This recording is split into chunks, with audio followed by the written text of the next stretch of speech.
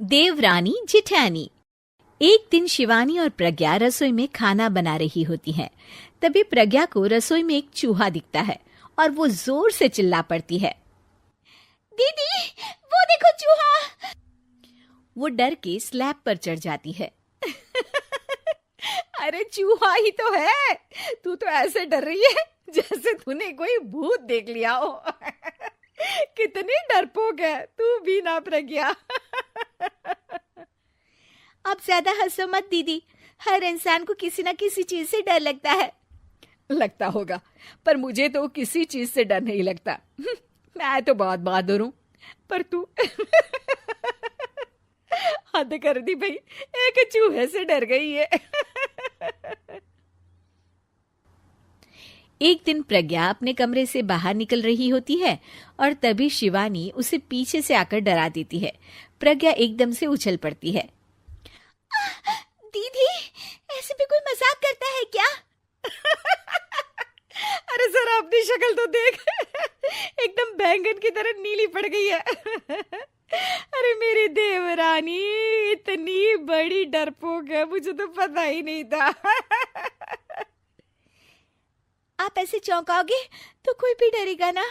अरे ना, कोई बहाना अब काम नहीं आएगा। आज से ना तुम्हारा नाम है डरपोक प्रज्ञा। शिवानी प्रज्ञा का मजाक उड़ाकर चली जाती है। प्रज्ञा शिवानी की मजाक उड़ाने की आदत से परेशान हो जाती है। जब देखो मेरा मजाक उड़ाती रहती है, इनकी शिकायत तो मम्मी जी से करनी ही पड़ेगी मुझे। प्रज्ञा अपनी सास के पास जाती है और उन्हें सारी बात बताती है कि किस तरह उसकी जेठानी उसके डर का मजाक उड़ाती है। ओहो, तो बड़ी बहू को बड़ा घमंड है अपनी बहादुरी पर। कोई नहीं, अभी उसका घमंड तोड़ देते हैं।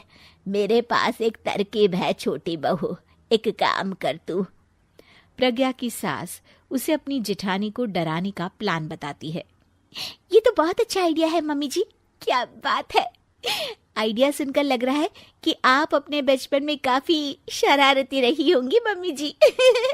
अब आएगा मजा मेरी बहादुर जेठानी जी को। प्रज्ञा अपनी जेठानी को डराने का एक प्लान बनाती है।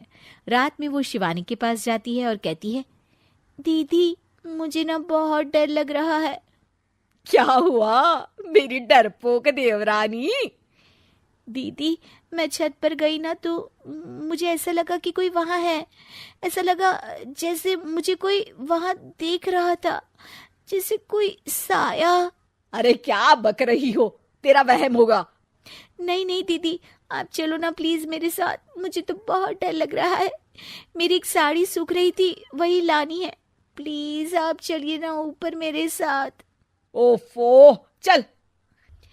प्रज्ञा शिवानी को बहाने से छत पर ले जाती है और वो उसके पीछे चल रही होती है।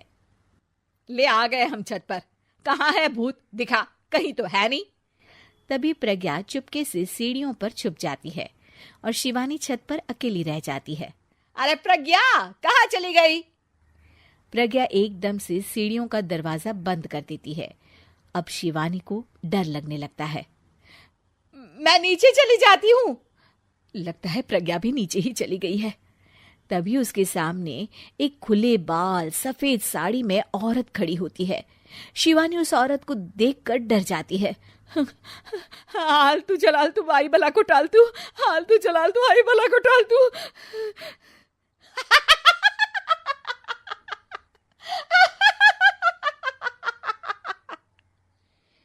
चुड़ैल की हंसी सुनकर शिवानी बुरी तरह डर जाती है। नहीं, मुझे छोड़ दो, भगवान के लिए मुझे छोड़ दो। नहीं, मैं तुझे नहीं छोड़ूंगी, मैं तेरा खून पी जाऊंगी। तभी चुड़ैल की हंसी उसकी सास की हंसी में बदल जाती है।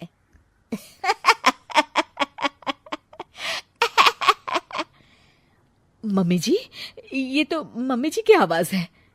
शिवानी आंख खोलती है तो सामने उसकी सास चुड़ैल का मेकअप करके खड़ी होती है और प्रज्ञा और उसकी सास जोर जोर से हंस रहे होते हैं। क्यों मेरी बहादुर जेठानी जी, आप तो कहती थी कि आप किसी से नहीं डरती। ये तुमने अच्छा नहीं किया प्रज्ञा। और सासू माँ, आप भी इसके साथ मिलकर।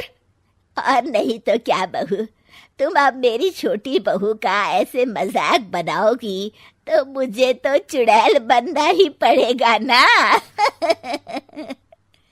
प्रज्ञा और उसकी सास और जोर जोर से हंसने लगते हैं और शिवानी गुस्से में नीचे चली जाती है।